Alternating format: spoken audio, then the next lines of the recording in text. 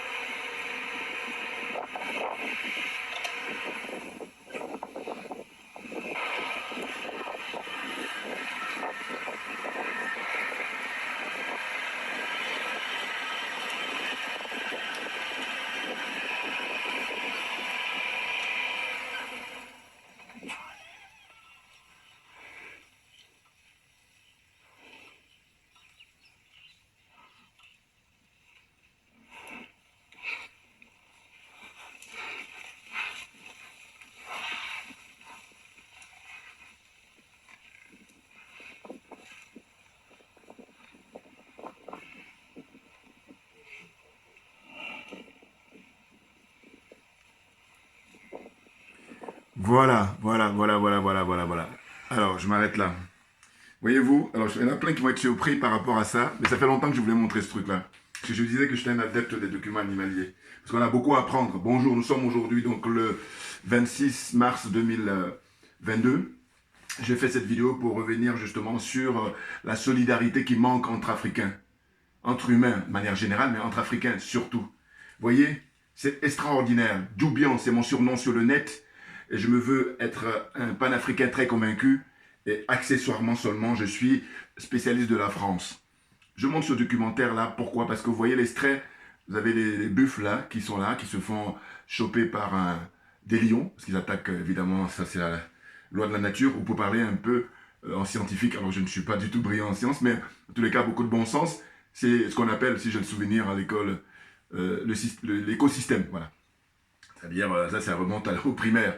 Celui de la manche, celui de la manche. Mais cela dit, ce que je trouve extraordinaire, que j'ai tenu à vous montrer ce documentaire, c'est simplement que les buffles là, ils ont fait preuve en fait de solidarité naturelle, au sens où c'est pour préserver leur espèce. Mais ce n'est pas toujours le cas. Pourquoi? Mais parce qu'il faut avoir une force, il faut la défendre. Parce que la force c'est une chose, mais il faut pouvoir la défendre. Et moi surtout, ce qui m'a marqué, et j'ai tenu à vous montrer cet extrait là, c'est la solidarité pour défendre leurs semblables. Maintenant, quand on revient du côté africain, ça donne quoi? Ben, ça donne en général, malheureusement, de la non-assistance aux semblables. Ah oui, vous voyez, c'est inimaginable, c'est inimaginable. Et moi, quand je fais des vidéos depuis maintenant 2017 jusqu'à ces jours, je fais ce rappel-là souvent, tout naturellement. Je dis, mais on a beaucoup à apprendre des animaux. Et souvent, l'être humain qui a la prétention d'être un être humain, alors que je vous dis, les basiques n'y sont pas. Or là, quand vous regardez ça, mais c'est incroyable. Parce que si on regarde le parallèle avec l'être humain, souvent il laisse comme ça dans l'indifférence. Et vous voyez, souvent, alors c'est souvent le problème, j'allais dire, social. Il y en a qui estiment que comme ils ont beaucoup d'argent, donc ils ne sont pas concernés par celui qui est dans une classe inférieure, dirons-nous. Mais en réalité, non. Non. C'est de l'idiotie, c'est de la cupidité, et c'est trop léger dans l'existence même. J'allais dire, en tant qu'être, je ne parle même pas d'humain. Vous voyez? Donc on a beaucoup à apprendre. Parce que quand on voit la souffrance, l'humiliation du peuple noir en général, et de l'Africain en particulier, c'est impressionnant. Et les exemples sont multiples. Qu'est-ce qui est récent là? C'est l'actualité en Ukraine, la guerre en Ukraine. Hein?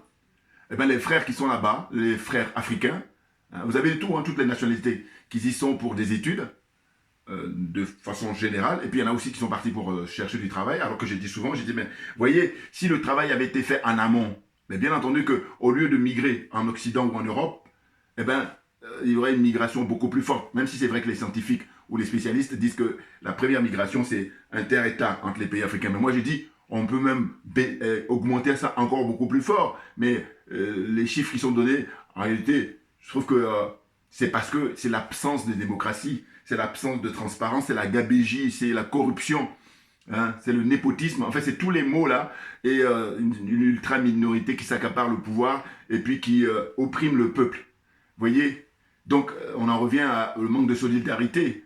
Or là, les buffles là, ils font une démonstration, ou les lions, voilà, ils attaquent, et puis ils auraient pu être indifférents comme les êtres humains, de manière générale, pour ne pas sauver leur, comme je dis, semblable. Je ne sais pas quel terme qui pourrait être approprié, mais en tout cas, moi j'utilise ce terme-là parce que je considère qu'il est approprié, leur semblable, voilà, qui leur ressemble, tout simplement. Eh ben non. Hein. On dit non, c'est pas ma classe sociale, c'est n'importe quoi. Ou alors c'est pas mon pays. Alors que l'histoire des pays, comme j'ai dit, je dis que c'est à partir de la conférence de Berlin que les Occidentaux, les Européens en particulier, ils se sont fait plaisir. Le découpage du continent africain. Comprenez? C'est incroyable. Donc ça, c'est vraiment pour faire prendre conscience à beaucoup de frères et sœurs et de dire, mais attendez, vous trouvez normal qu'au XXIe siècle, on soit toujours à servir de serpillère pour toutes les communautés qui existent sur Terre? Voilà, moi mon combat il est là, hein. C'est un combat tout simple. Et oui, quand je montre cet extrait-là, et je pense que tous ceux qui ont regardé dès le début, alors il y en a qui ont vite compris où je voulais en venir. Mais je ne pense pas que ce soit tout le monde. Vous voyez? Je vous dis, ça fait longtemps que je l'avais. Ça, j'ai dit, mais il faut que je montre un de ces quatre pour faire un commentaire. Et je me suis dit, ben tiens, j'ai le temps là, j'ai le temps, voilà, je le fais. Et vous voyez, c'est toujours pour participer à la réflexion, pour dire qu'est-ce que nous faisons pour ne pas que les gens nous marchent dessus, hein, en permanence, dans tous les coins du monde. Il n'y a pas un endroit, que ce soit en Chine, que ce soit en Inde, en Europe, en Amérique, c'est encore le pompon, vous voyez, ou au Brésil, où il y a une grande communauté noire. On explique que justement la communauté noire, hein, à l'Afrique, eh ben c'est au Brésil. Et là-bas, pareil, alors qu'ils sont en très grand nombre, mais leurs conditions ne sont pas idéales. Vous voyez, c'est même pour ça que j'en veux, je vous dis très franchement, parce que moi j'ai beaucoup d'admiration pour des gens comme Mohamed Ali, hein, voilà, il a dépassé le cadre de la boxe, mais quand je pense à Pelé, hein, le grand footballeur, j'ai beaucoup de respect pour son talent de footballeur, mais ça s'arrête là.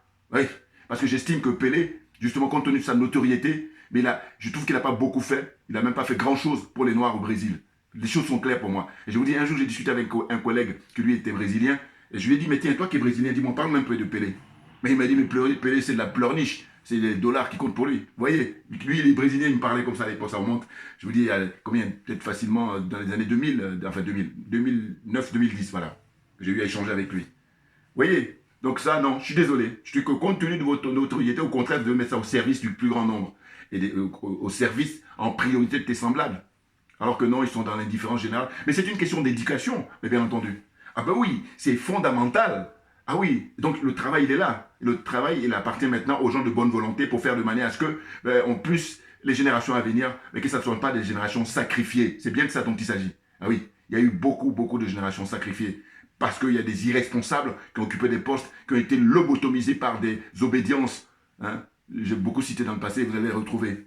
Voilà. Tous corrompus moralement et matériellement. Alors je suis désolé, c'est clair pour moi. Voilà. Je dis, cachez-vous, rasez les murs.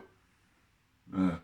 Et puis l'histoire va retenir. Vous voyez, quand vous faites justement la comparaison parmi les personnalités là, qui sont comment on appelle ça, la diaspora, de la diaspora africaine, afro-caribéenne, afro-américaine, eh ben, vous allez noter que quand on va vous citer les références des grands noms, dans toutes les disciplines, que ce soit au niveau intellectuel, que ce soit au niveau de la politique, au niveau du sport, Mohamed Ali vient en tête, bien entendu, quand on parle du domaine du sport. Maintenant, au niveau de la politique, vous avez des gens comme Malcolm X, des gens comme Luther King.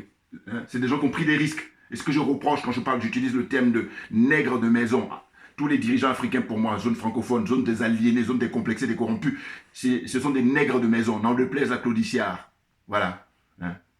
Qui était allé là au gala de Mme Ouattara, et puis toujours pareil, la gymnastique, j'ai un pied avec le peuple et j'ai un autre pied avec...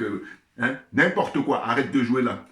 Voilà, là, il est l'heure maintenant de mettre les cartes sur table et de dire que prenez, choisissez votre camp, mais définitivement. Non, parce que on est à l'heure d'Internet, on est à l'heure des réseaux sociaux, donc tout le monde est informé, tout le monde est au courant, donc on ne va pas continuer cette fuite en avant pour insulter l'intelligence d'autrui, insulter l'intelligence des Africains. Il y en a ras-le-bol, voilà. C'est bien de ça dont il s'agit. Hein, donc ce document-là, je vais vous envoyer le lien. Hein, et vous allez voir, dire qu'on est ridicule, voilà, c'est un euphémisme. Le mot est faible, il faut trouver un mot beaucoup plus fort.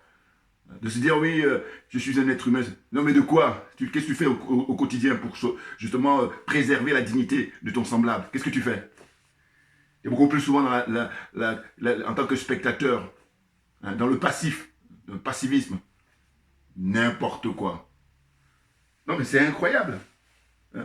Regardez dans la Méditerranée. Dans la Méditerranée, eh ben, c'est très souvent, je fais des statistiques, vous allez voir que c'est beaucoup plus des Africains. Et le paradoxe veut qu'il n'y a pas que des Africains, tout naturellement. Sauf que eh ben, les Africains, potentiellement, hein, les pays dont ils viennent, c'est les pays les plus riches, potentiellement. Alors, si on dit que là, c'est là où le bas blesse, non, il faut trouver encore plus fort.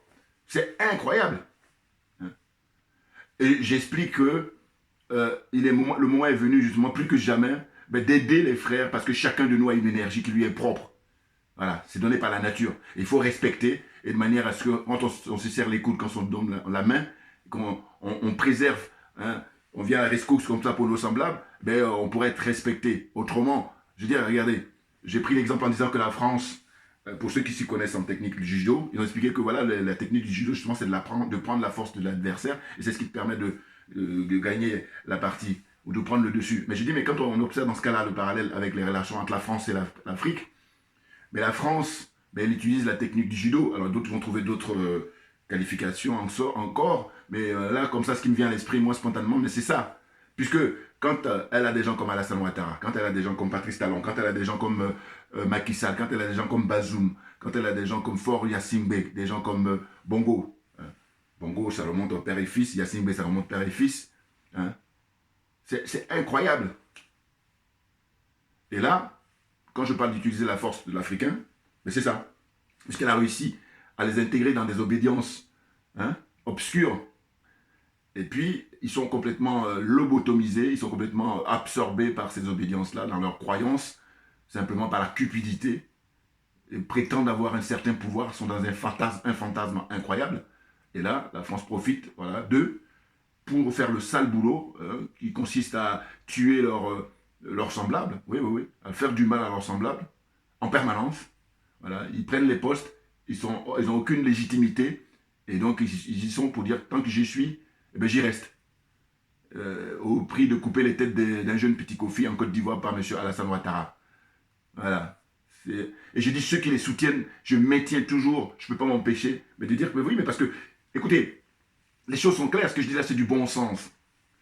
Arrêtez de soutenir ces gens-là, parce qu'on est à l'heure où tout le monde est au courant. Donc, c'est quoi votre problème? Et même le pire, attendez, c'est que ceux qui soutiennent, des fois, ils n'ont rien. Mais en fait, ils sont contents de soutenir. Donc, perturber, mais au maximum. Ah, on est d'accord. Parce que celui qui touche encore des grosses fortunes, encore que là, je trouve ça c'est léger déjà, hein, mais au moins il a une grosse fortune. Mais il y a des gens qui n'ont pas grand-chose, mais ils soutiennent quand même. Mais parce qu'il y a un manque d'éducation qui est très profond. Parce que quelqu'un qui est bien éduqué, il sait où il en est.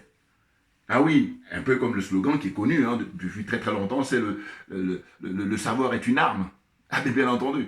Pourquoi ils coupent les réseaux là? Pourquoi ils coupent RT, la chaîne, russe? Mais parce que ça leur permet de pouvoir intoxiquer au maximum leurs concitoyens. Les choses sont claires dans tous les pays européens.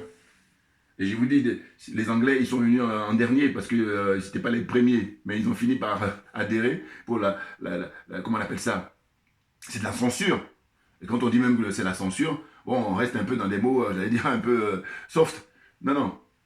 Ils insultent l'intelligence de leurs concitoyens, c'est ça. Et puis nous autres qui habitons ici en Occident. C'est ça que ça veut dire.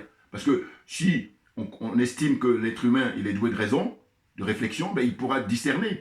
Mais là aussi, pareil, absence d'éducation. Donc l'éducation, c'est vraiment la priorité absolue. Je dis en ce qui concerne la communauté noire, la communauté africaine, il faut éduquer, mais surtout en priorité l'éducation africaine.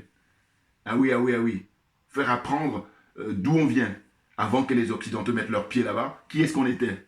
Avec les langues, étudier tous les tenants et les aboutissants. De manière à ce qu'on puisse sortir là, définitivement de cette servitude volontaire dans laquelle on est plongé depuis des siècles. Voyez-vous? Voilà, c'était juste mon humeur là pour ces créneaux là de quelques minutes, donner mon point de vue et dire que malgré tout, on reste optimiste parce que je vous dis, on revient de très loin et on était à un niveau où on ne pouvait pas descendre plus bas. Par contre, eux, ce qu'ils redoutent, c'est que comme ils étaient là-haut, mais ils vont tomber et c'est une suite logique. C'est implacable. Clair. Voilà. Merci à vous tous pour votre attention et puis à très bientôt. Merci bien.